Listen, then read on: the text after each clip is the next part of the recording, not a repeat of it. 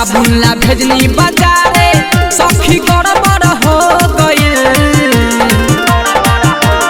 ए सखी अरे साबुन ला भेजनी बाजारे सखी गड़बड़ हो गइल कि हमारा सैया हमारा रह जाऊ के साइकिल पंचर हो गइल कि हमारा सैया जी के साइकिल पंचर हो गइल कि हमारा बलमू के साइकिल पंचर हो गइल।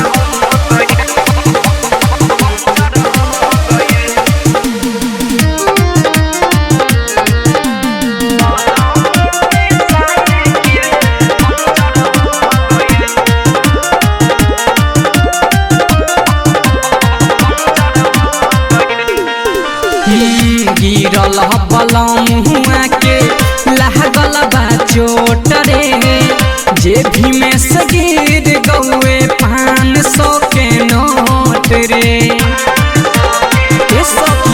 आगे गिरल बलमुआ के लागल बा चोट रे जेबी में से गिर गौए 500 के नोट रे। हरबर मेरे सखी काम गड़बड़ हो गइल। हरबर मेरे सखी काम गड़बड़ हो गइल कि हमारा सैया हमारा रह जाऊ के साइकिल पंचर हो गइल कि हमारा सैया जी के साइकिल पंचर हो गइल।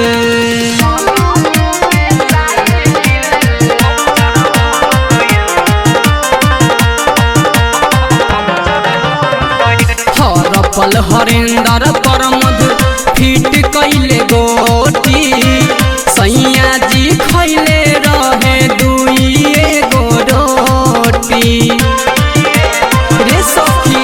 हाँ हर पल हरेंदर परमद फिट कैले गोटी सैया जी खैले रहे 2 गो रोटी।